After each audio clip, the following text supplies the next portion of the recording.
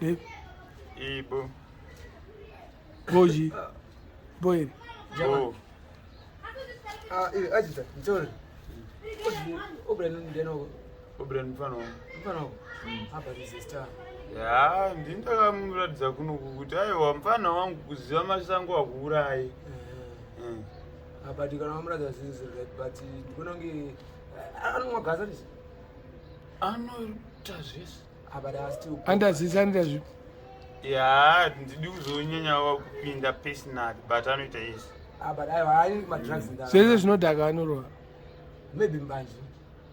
Mbanje chete. Kozvimwe zvacho. Aiwa pa. Ko unoita nezviyo. Inini ingwa munondizivawo kuti ndoita zvandoita izvi. Zvaunoita zvivi mani.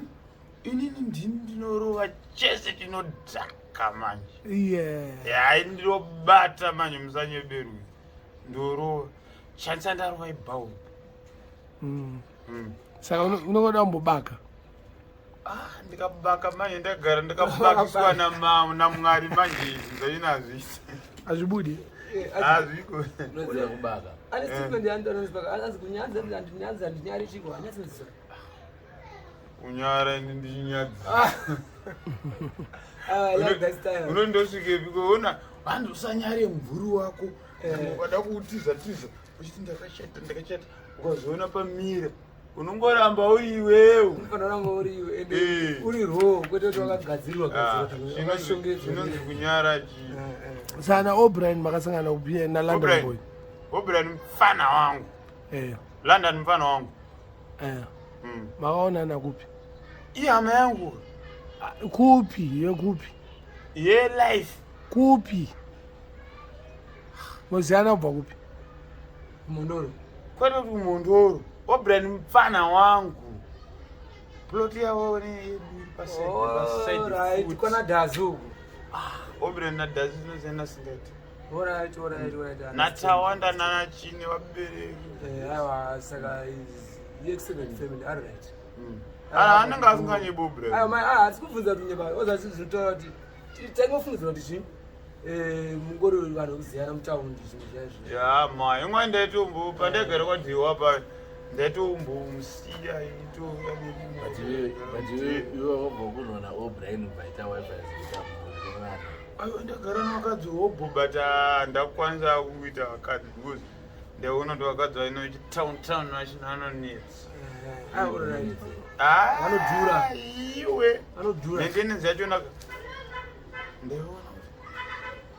shamari ndaisingadhabho kuroseka ndaita inonzi quad crossing. Nezvichipindana. Aiwa wewe vari 44 unozati kumataiwo ndini ndakatanga ndoita nezvemari chaichai kuti unozati mari izosvika ndipa mukoma ndaitora ne30 minutes imwe yese ndinoidya bawa unozati dai mabhawa ari mabhengi mufana wangu ka mari yandadaive ndinayo soka aite taiti tikasvika bhawa chida kuvharwa soka taitidzirwa music yenyu azoziva kuti matsaga ayawo. Apa manje vanotengesa doro vandaidzira kuti takatokumirirawo matsaga. Asipere mushi. Nepo dzenyika. Aisha takuza serious. Yo wachaura nazo wakaidya mari mabhawa. Otherwise graft kwako children handisi. But ndikuendawo zvimwe zviya but handikudzisa vanhu graft kwangu. But handisikushanda. Ndakubvunza netime kamubasa wani. Hausuchengeteswa kumpuresa pakati peusiku kusafambe mota. After curfew. Vari kuchengeta. Dai ndachengeta kumpuresa pakati peusiku dai ndine mari ndezvimwe zviya havazondikawo do zvekuti ngowanawo mari yesadza chete. Bose chinondibva ndoti pana Sadza rinoita mari. Mari? Sadza rinoita mari. Sadza rinoita dora. Saka watorova sadza redhora zvako zvaita usiku zvarisi. Ndoita sendozviteka hudu here mubereki. Hazvibude. Aufana kunyara. Bose kwanyara ugwaze ndo manzura ndoitawo. Handazvitomboita. Hazvibude. Alright. Aurambe. Ndichiramba chipe. Ndikaramba zvinoita. Bose pagraft pako paya pakanaka pari bhoro. Saka iwewo zita rako unonzi ani? Handiri wati unonzi Ajita. Zita rako chero. asi unoti aripo pachitoro saka ndisati kubvunza ndonzi Ajita achitani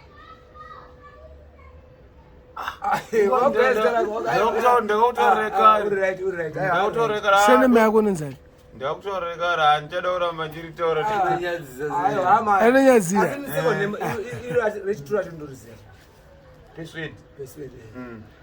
achita peswedani ayo zakwana sezvakadai ukamabudisa chitupa chetu hazvinezi akapiwa mazita embuku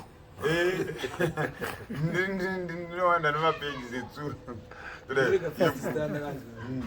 aiwa kana nini handisati amboona munhu ane zita irori tati munoziva pane mumwe munhu wandakamboitira basa so akandiudza ati asuri muchawa here ndakati ndikati nei wadaro kwanzi kuruwa kune mumwe munhu ane zita rinonzi Ajita but ini handisati ndamuona inini muno muzimbabwe ka munhu ane zita rinonzi Ajita ndini ndiri wandoziva ndini 1 saka iwo ndo wakapenga manje aiwa ndakusi kupenga ndati ndini ndiri 1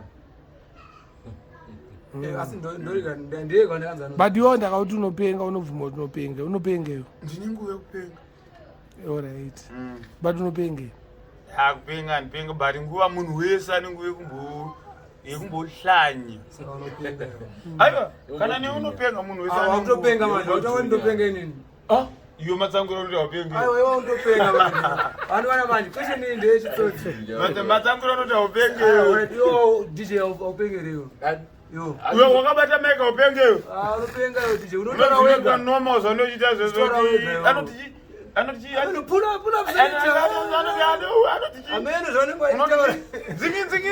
anopenga yotikane munhu ari nomaza aneta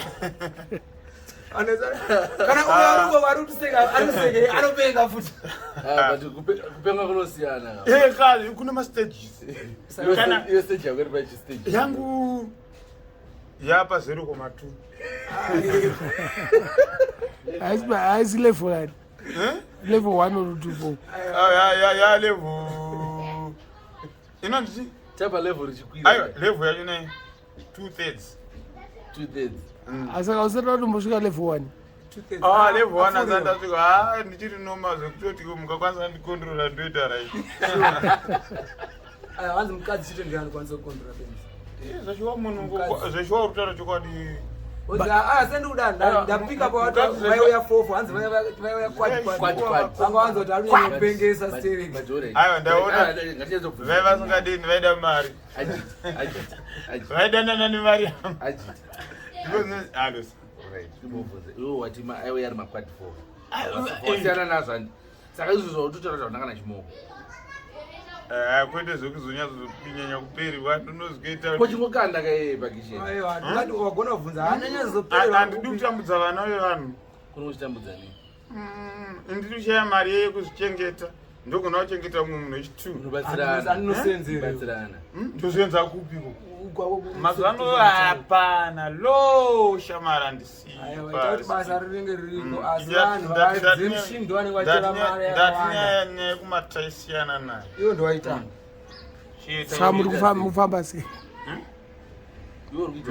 mukutsvaka mari sei mazvano mazano chero nyange munganditi tora icho chibhini chonorasa ukoko ndotonotora ndonorasa ndatengesa ka 20 cents kangu pahome aina handiselect nyange munganditi krosa moto uyu ndikupe mari ndokrosa sha I'm like a bitch ndoda mari azotera mahuri shomani ini kana hure riri mumashure mangu ndoda mari kudarika zvinoitwa nemahuri shomani ndoda mari shamari kungoshaya zvangu but ndoda mari without money life is meaningless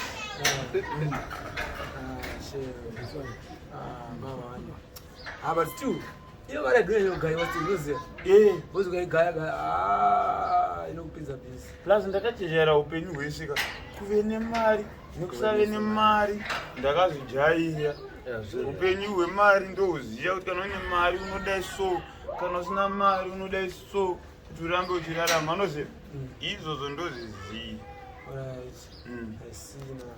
Saka mari iri bro.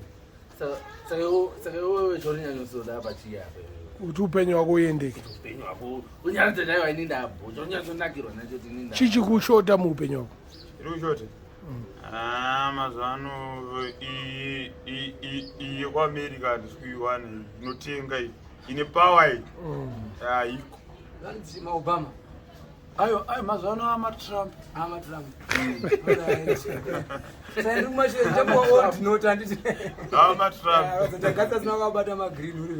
Torugara upi mazuva? ndichiripo pandikakuratidza mudhara padeni pangu papi? Mota? ndiripo ndingaita sei? Ugeza upi mazuva? Nacho akatsvukira. Ayo, ini manje mazuva ano ndakati nditoavoida kugeza kana kuti ndikageza ndikanongogeza yakawani chete mudhara kudai soka kana musopi anosara basi handitoda zvekugeza ndoamboramba ndine tsvina. watsukandarika geza rikeda aiwa handisi kugeza haufunimba andirambogeza padewa before ndo pandaigara kana nanhasi nyange ndikaendapo havandikawadi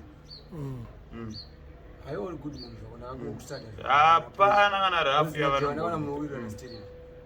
amaita bomudara yasha sama akuita sei after ava ndiri wamasevozi munyika yangu iri muzimbabwe kana ngunza handibatweni ndofamba anytime. Iwe nditaurire wapota nyaya ngunza tondigeza kumbane rume ndikuzwa ere graphic kwenyu hanzi kuno vanhu vakuita basa kubata ngunza asi vake pasokoti hanzi curfew ine ndisandambozvione asazazambopinda ndobva kuno kuna second ndiri chipoko ndakaita seka hona kana shamari ameno pamwe handisandazvunzwa pamwe kuti ndozivikanwa zvangu asi handina ino yandino. But anyways, Ajita waida bowaisa ivo persuade nyengeterai nechichiona sharp ivo